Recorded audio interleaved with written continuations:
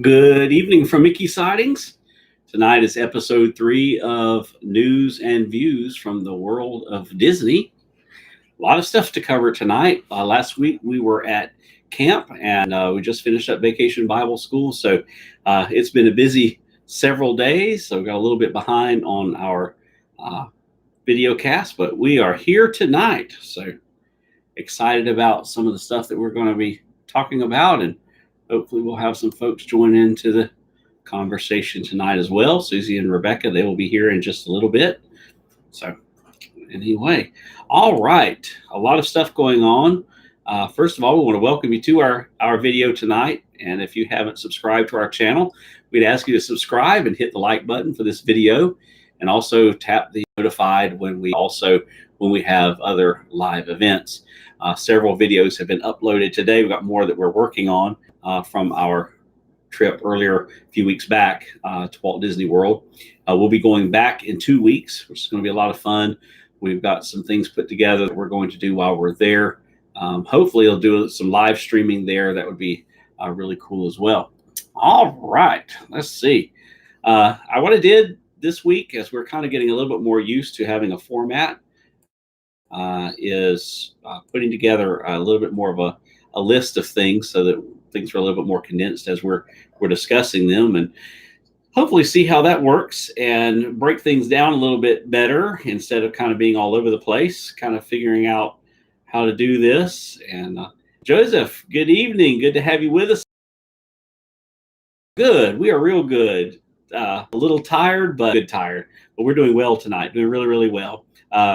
So anyway, I was just explaining that I've taken the format kind of into sections a little bit more. You could have maybe a little bit more discussion and concentrated areas. So first of all, let's talk about movies. We were going to go see Aladdin today, but our schedule just didn't permit it. So we're going to try to see Aladdin tomorrow. Joseph, have you seen Aladdin yet? Also, we see Toy Story 4. Hello, Soul Slayer. Good to see you. Good afternoon. Welcome to Mickey Sightings. Good to have you guys with us tonight.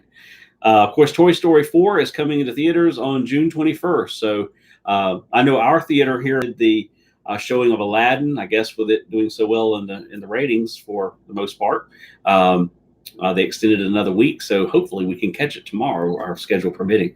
But there's Toy Story 4 merch everywhere, from Walmart to World of Disney. We were at World of Disney about 3 weeks ago. Made a quick trip through on our way home from Tampa, and wow, a lot of Toy Story 4 merchandise there. Pretty much anything that you can think of right now. The Lion King live action movie is coming to theaters July 12th. Looking forward to that. I think that's going to be really cool. At least me. I like the live action movies. I don't know about you guys. I've enjoyed them. I think some are better than others, but I don't know. I just kind of like it.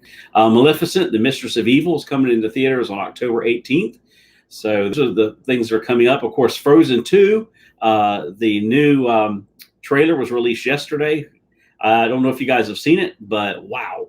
I think it created more questions for me than answers. It looks very high energy. It looks more like an action adventure film than traditional animation. Hey, Thomas, good to have you with us, buddy. Good to have you with us. No, you haven't seen it yet. Nope.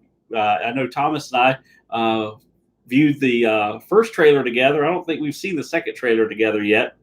But Frozen 2 comes out in theaters on November 22nd. So get ready for that. So, and there are a lot of other Disney movies coming through. Those are just some of the bigger ones, with Lion King live action, of course, Toy Story 4, Maleficent, Mistress of Evil, and Frozen 2. I'm really excited, too, about the Disney Plus streaming service that's going to be coming online this fall. It was announced.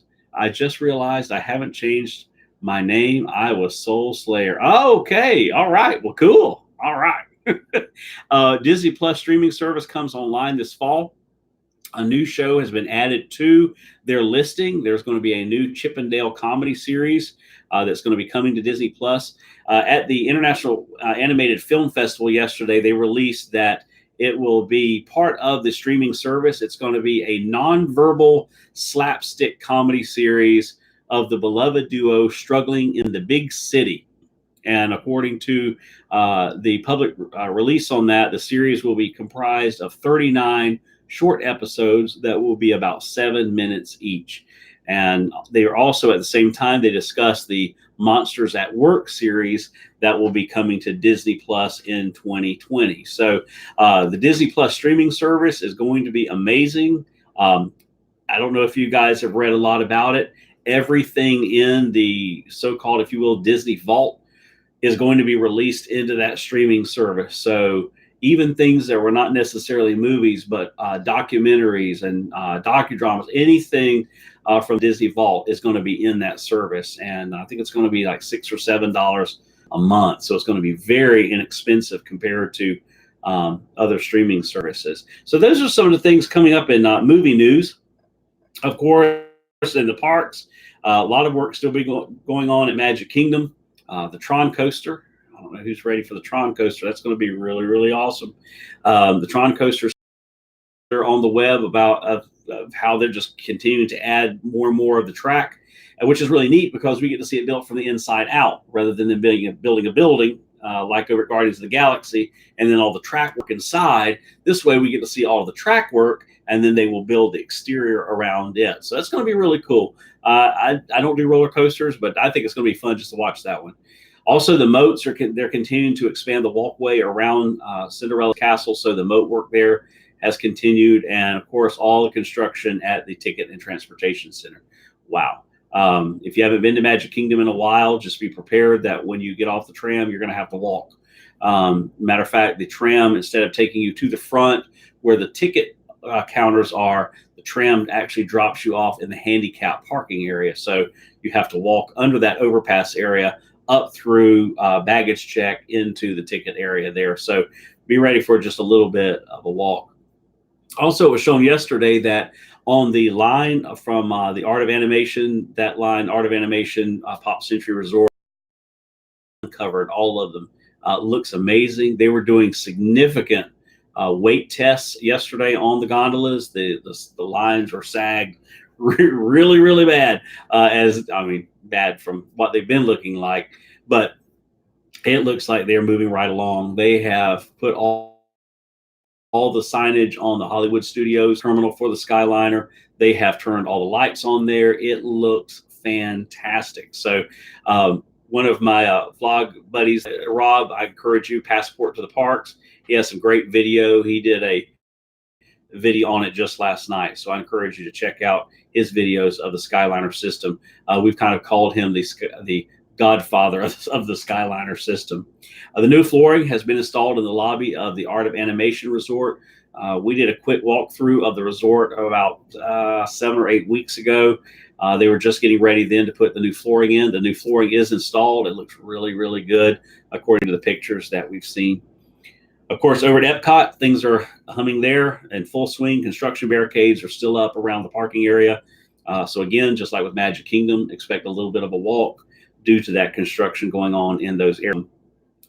Half of the monoliths have been removed, and they're gone. They're completely gone, as they're going to continue to completely revamp the whole entryway into Epcot.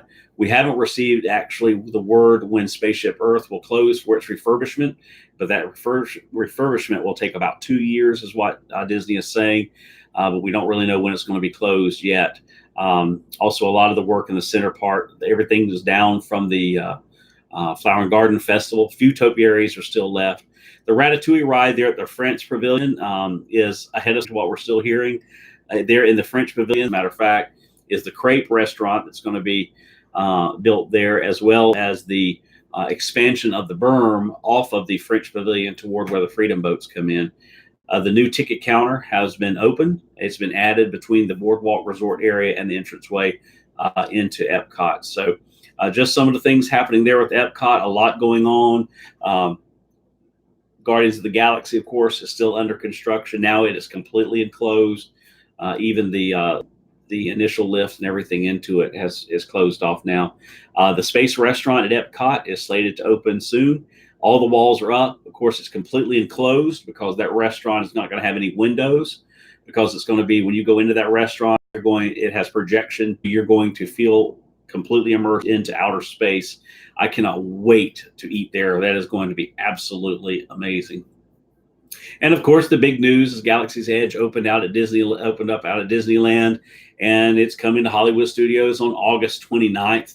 I was in a chat group today, and it looks like a lot of vloggers are going to be there. I'm hoping to be there with actually some of the folks from our church may be there on opening day as well. But we are hearing that they're not like they're utilized at Disneyland, which seems to have worked, from what I have seen and heard, very, very well. Instead, it looks like that they are monkeying around with the Fastpass system as the answer for that. I'm not exactly sure why. Anyway, it's kind of bizarre, but we'll be talking about that in just a little bit. Also, Disney has issued a revised costume policy as a result of the opening of Galaxy's Edge out in Disneyland. Because there are some questions that come up, I want to read to you what was released so as to clear up any confusion on what can and cannot be worn in the park, particularly by adults. Guests 14 years and older cannot wear a costume. They can, however, wear a Star Wars inspired outfit, which includes what they refer to as Disney bounding, which is stringing things together, traditional clothing items that, when worn together, serve as a recognizable tribute to Star Wars characters. Also, they're in the stores you can buy. They're in most are the local Batuan attire, the outfits that would be worn by villagers in Batu, muted tones, vest layers, etc. They said, according to the policy, Disney will not allow in the park are robes or any military-style outfits. That includes Jedi robes, which, of course, are sold in the park. Even those purchased in the land, cannot wear Jedi robes. You cannot wear masks of any kind, face paint, elaborate headwear, blasters or holsters, or hard items such as any body armor, helmets, or knee pads. And also, full character suits are not acceptable. However, you can take lightsabers into the park. Since you can build them there, you can take them there. But you cannot wear everything back into the park that you can buy into the park, which is kind of bizarre. Anyway, with Father's Day coming up this Sunday, or anybody who's going to be at Disney World for Father's Day, a great plan for taking dad is some of the celebration that they're celebrating dads at Animal Kingdom. In celebration of the 25th anniversary of Disney's Lion King, the story of the unbreakable bond between father and son. So there are a lot of offerings there. It's going to be a neat thing for neat shows and things. It's going to be the typical shows there at Animal Kingdom, but it will be really highlighting the relationship between a father and his children. So there at the Kalinjari Safaris, of course, the dancing at the Harambe Market, the Rivers of Light, the Kuna Matata show, and of course the Festival of the Lion King. So there's some things there at Animal Kingdom. Plus there are new photo pass opportunities there. There are also some new snacks and things that are being offered there during the celebration of the 25th anniversary of the Lion King. Other food-related matters is Disney Animal Kingdom is taking place at the Restaurant of Service in Dinoland, USA. To read you what Disney has released, they are offering a new dining experience that will offer handcrafted burgers along with a build-your-own Sunday bar. Price of the dinner is $22.99 for adults and $14.99 plus tax for children ages 3 through 9. And for what we have read, you select from an entree, and it looks like the entrees are gourmet, anything from gourmet burgers, a chicken sandwich, a veggie burger, and salad sides. Available are fries, onion rings, served with house-made dipping sauce. The dinner also includes a non-alcoholic beverage. And so anyway, then you get a token. You take that token back, and you can get 2 scoops of ice cream in a bowl. You head over to the toppings bar, and you build your own sundae. So sounds pretty cool. Sounds kind of neat. They do suggest that you make reservations at 407 WDW Dine for that particular program, that particular offering. It takes, I believe, one quick service meal entitlement from the Disney dining plan. So if you're planning your dining around the dining plan, it will take one meal credit for that. At Animal Kingdom. Welcome, Becca. Good to have her with us. She just came into the room. She's been putting away groceries tonight. We have. And I was making up my Fab Five facts. Yep, that's right. Her five facts, which we'll talk about in just a little bit. Also, Bridges Bar and Grill is Colorado Springs. It opened this week. I think it was a soft opening, and the food, from what we're hearing, is really, really good. Very well prepared. The ambiance of the restaurant is beautiful as it sits there on the lake. According to the website, diners can take advantage of the sweeping views of the Lago Dorado from converging bridges on all three connecting Villa del Lago. It looks like a mirage. There are an island of one-story buildings with resort seekers arrive at this crossroads in search of the fabled seven cities of gold romantic lakefront dinner. So dine on shareable bites as well as savory entrees from a menu that is filled with distinctive takes on familiar favorites. It says consider the fresh combination of fried shrimp, corn dogs with smoked paprika fries, or held skirt steak with pepper, or a 63-degree egg on a grilled baguette. So it sounds really good. Like I said, the reviews on it so far have been really, really good. It is open air. It is all outdoor seating, but it's enclosed. It looks really, really nice. The Disney Villains After Hours at Magic Kingdom have started, and if you want to take a walk on the vile side or party with Disney's most nefarious friends, the select nights, of course, the first one was last Thursday night, the 6th. The second night is tonight, so it will run from tonight through August 8th, and it appears that this will be on Thursdays. So the dates are June 13th, of course, which is tonight, and June 20th. June 27th, Monday, July 1st, Thursday, July 11th, Thursday, July 18th, Thursday, July 25th, Thursday, August 1st, Thursday, August 8th. And of course, that is an extra ticketed event. It's $139 for adults on the day of the event or children, and $144 for adult or child. Annual pass holders and Disney Vacation Club members can take advantage of the special price of per adult. You can get into the park as early as 11 o'clock, is from 10 p.m. to 1 o'clock a.m. Of course, there are special entertainment offerings and snacks and things there as well. Also, for those of you who might be members of the Disney Vacation Club, there will be a special Independence Day dessert party that will be held on July 4th. The earlier date, which is actually July 3rd, has already been sold out. It was for sale, advertised for over a month, and then suddenly just sold out. A new date has been added. The venue is at the Top of the World Lounge. The event will be held from 7:30 to 9:30 p.m. It will be more expensive than the July 3rd event. It will be $110 per person. The event will include a buffet of hors d'oeuvres with beer and wine, if that's your thing for adults over 21. And if you're interested in attending the event, call member services, DVC member services, as soon as possible, because most likely these will sell out fast. And the phone number for DVC member services is 1-800-800-9800.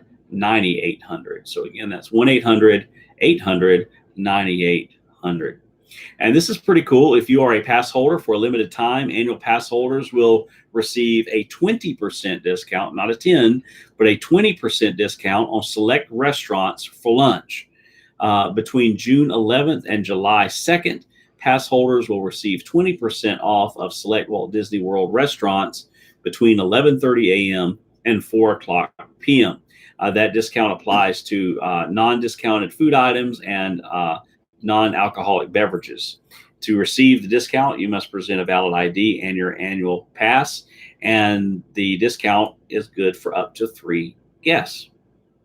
The restaurants that are taking part in this discount program at Magic Kingdom are the Jungle Navigation Company, the Liberty Tree Tavern, the Crystal Palace, and the Diamond Horseshoe, and Tony's Town Square Restaurant. At Epcot, the restaurants that are participating are the Alka House, Royal Banquet Hall, the Beer Garden Restaurant, Coral Reef Restaurant, the Rose and Crown Dining Room, and the Garden Grill Restaurant.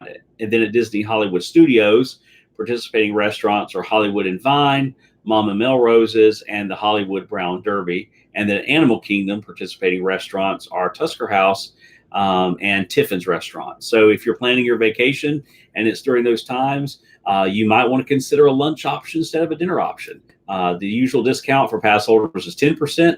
This is a 20% discount. And there are also discounts available at some of the resorts as well. Those are at Disney's Yacht Club Resort, the Ale and Compass at Disney's Yacht Club, the ESPN Resort Club at Disney's Boardwalk, the Grand Floridian Cafe at the Grand Floridian Resort and Spa, Kona Cafe at Disney's Polynesian Village Resort, Olivia's Cafe at Disney's Old Key West Resort, Sinai at Disney's Animal Kingdom Lodge, the Wave of American Flavors at Disney's Contemporary Resort, and Whispering Canyon Cafe at Disney's Wilderness Lodge. So, of course, those locations are subject to change, but that's what has been listed by Walt Disney so far. Hey, Susie Johnson, it's good to see you. Good to have you with us tonight, along there with Thomas and Joseph and anybody else who's watching with us tonight. Miscellaneous news. Some of the new summer merchandise has arrived at Disneyland and Walt Disney World, which officially kicks off the summer. New umbrellas, also some new fans are on the list. Lots of things, all based around your favorite treats and attraction characters. The new summer items can be found at some specific areas are the World of Disney at Disney Springs, Once Upon a Time at Disney's Hollywood Studios, or the Future World Kiosk and Mouse Gear at Epcot, and the Emporium at the Magic Kingdom Park.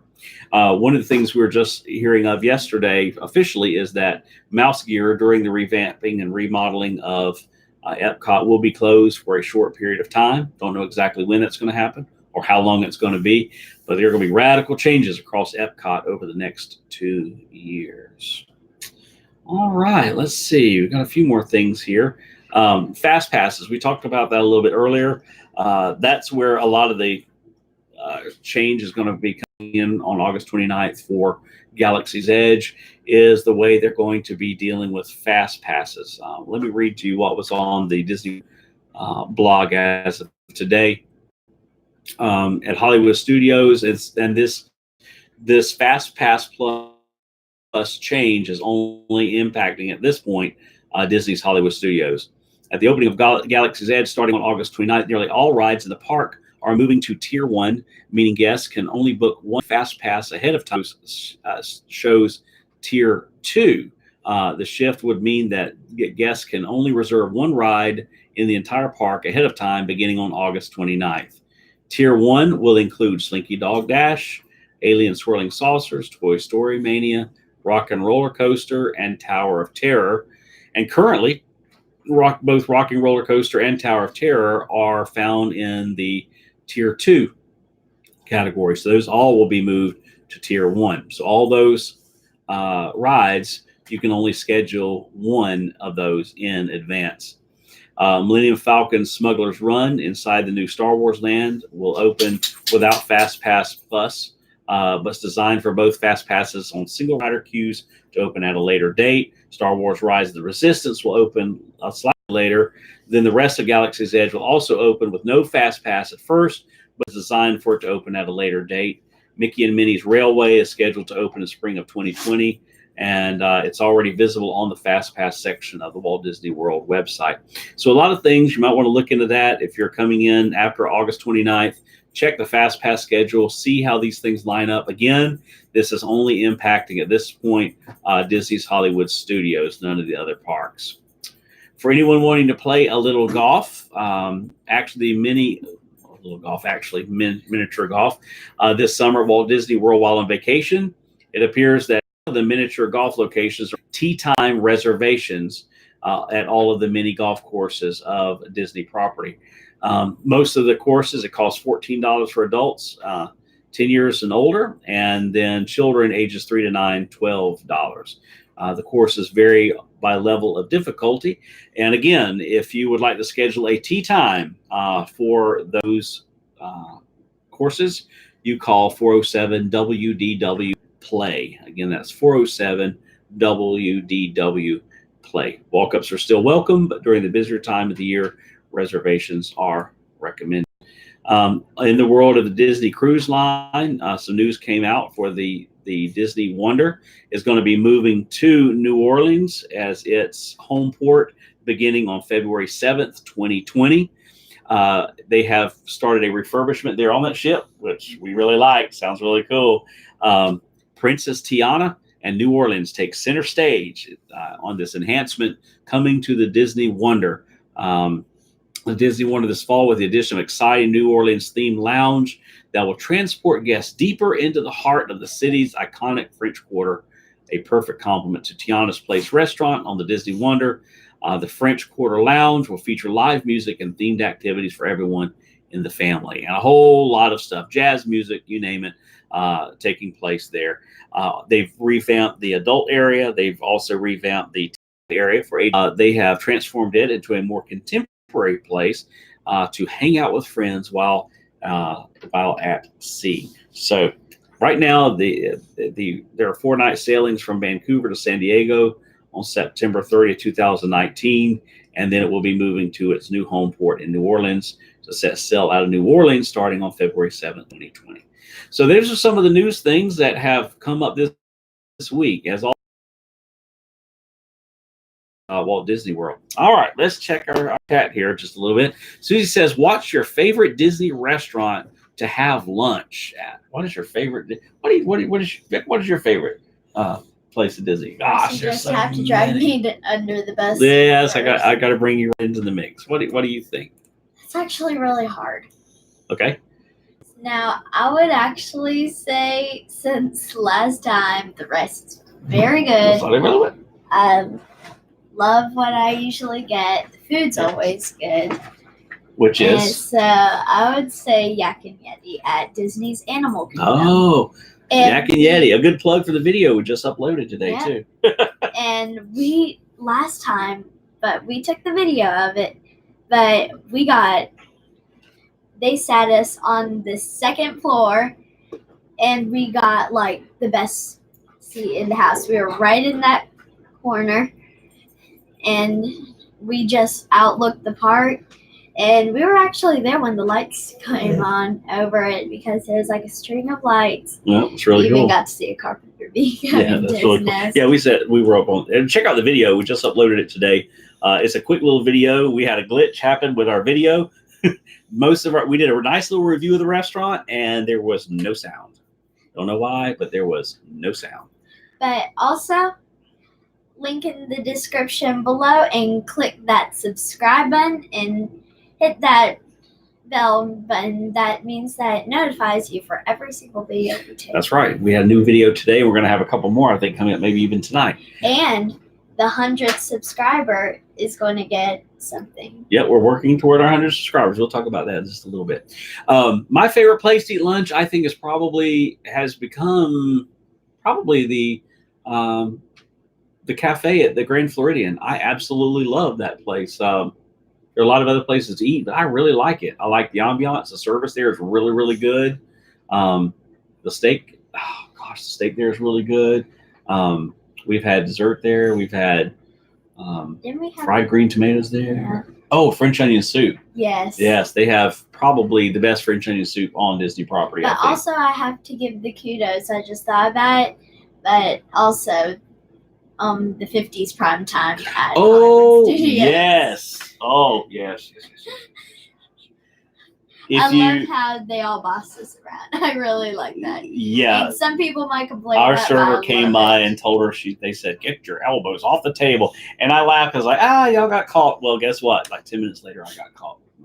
But we all cleaned our plates. So we all got a sticker that said we were part of the Clean Plate Club, right? You had, look at there.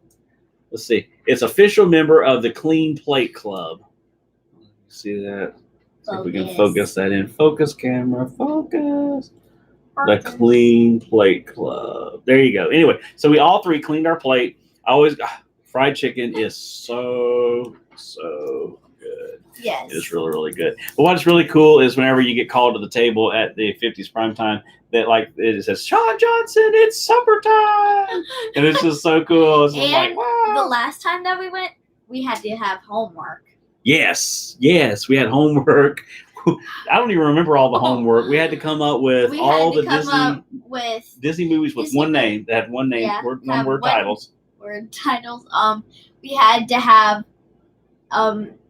like what was it? 10 presidents that had one syllable. Yeah, one syllable in their name. Yeah, was it 10 or like 15? It was a lot of them. And then we had to come up with the states that have one syllable. Yeah, it was crazy. Anyway, we had homework, which is really cool. And you could not use your phone. You could not use Google, anything. So it really made people at the table, which we talk anyway at dinner. We really kind of try to do that to get us anyway. off our phones. But it gets people off their phones because nobody can use their phone. So that was awesome. That was a lot of fun. And we finished all of our homework. Yeah. We did. We finished all of our homework, all 3 assignments. And we got our clean plate. So, but if you go to the Primetime Cafe, I'm telling you, you've got to get. And this is actually one of the things, kind of one of the claims to fame at Disney Hollywood Studios is a peanut butter and jelly milkshake. Yeah. Peanut butter and jelly milkshake is crazy good. It tastes like you have the peanut butter and the jelly and the bread into a milkshake. Yes. It tastes like blended peanut butter and jelly. It does. I don't know how you make a peanut butter and jelly milkshake, but they do, and it is so good. And of course, Disney Hollywood Studios is still celebrating their 30th anniversary, so all of the dessert offerings for the anniversary are still there. And there are some new things that have come online as well, like a Forky. Yes, a Forky eclair. That has a chocolate on the bottom. And inside, orange mousse on the top. And then a Forky plate that looks about like this. Yep. Like a popsicle made out of white stick, chocolate. And it's made out of white chocolate. It has printed on Forky and it says, "I'm homemade." I'm homemade. Yep. And the Sorcerer Mickey hat still available. Yeah. Sounds really good. Sorcerer Mickey hat dome. So those are probably our favorite places to eat lunch. We like trying out all the different places to eat at Disney. I think that's one of the things that, in going there, we always try to eat different places. One of my absolute favorite buffets is Boma over at the Animal Kingdom Lodge. Boma is their menu is relatively consistent, but it changes like every 2 or 3 weeks. So I've been there twice, and the buffet was a little different both times. But they have a seafood gumbo that I have eaten seafood gumbo many places, and it is absolutely the best seafood gumbo I have ever eaten in my life. And they have these things called they're like zebra cakes that are like hazelnut and chocolate. They're just really good. But I really like the Animal Kingdom Lodge because of like all of the staircases. Because I just love going up and down and you get different views. Mm-hmm. I thought of it honestly as an anthill. That's what it's kind of like. That's kind of interesting. Susie said Columbia House at Magic Kingdom is a good place for lunch too. Yes, it is. It is. Quicker. Thing about Columbia House is a little noisy. One of the recommendations for a lot of people with Columbia House is if you can get seated upstairs, it's a lot quieter.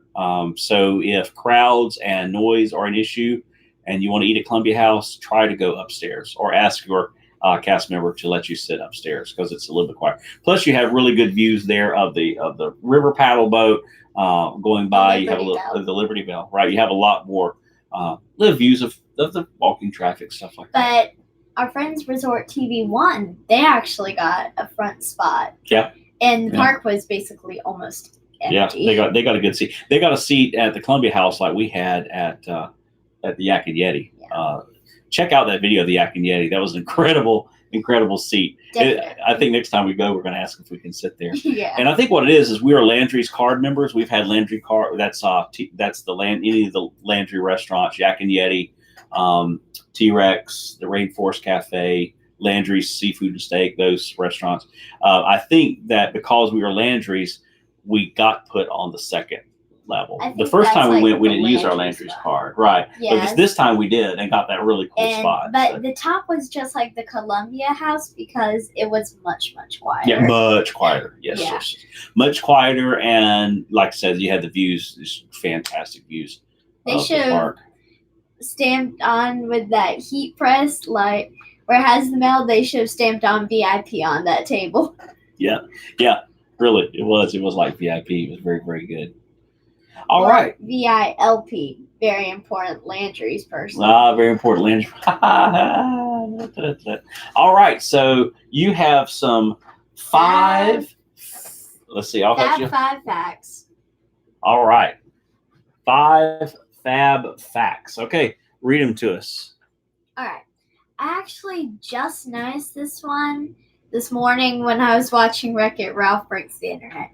Did you know that there's actually a cameo of Stan Lee whenever Penelope is running from the stormtroopers?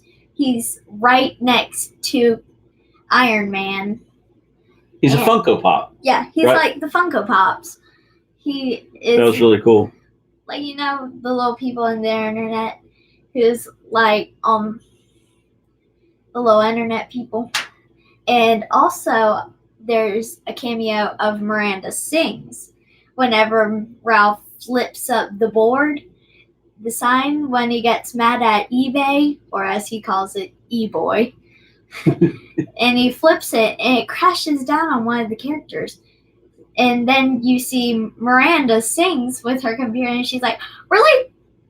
Like, in her, how she does like that really face. But in number 2, when Roy, Walt's older brother, when he was gone because he didn't want to spend the money on a gold Spire. So on Cinderella's castle. He was at Walt Disney World, so when he was gone, Walt snuck in the money and had them put gold spires on Cinderella's castle. That's why they're gold. That was a Walt thing without Roy's financial approval. Yeah. And did you know that actually the Tree of Life inside is built like an oil rig? Yeah. It was an oil rig that they used to build the Tree of Life, right?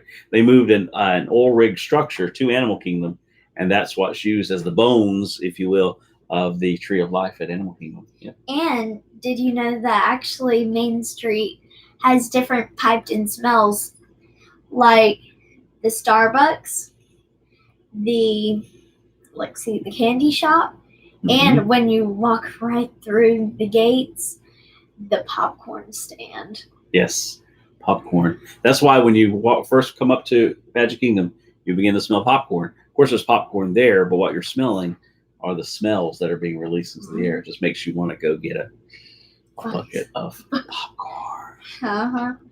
And did you know that the park actually has tunnels underneath it? So you're actually on the 2nd floor, not the ground level. That's right. They're called utilidors. So when you're at Magic Kingdom and you're there as you're walking the streets of Main Street or wherever in Magic Kingdom, you're actually on the 2nd floor. Yep. And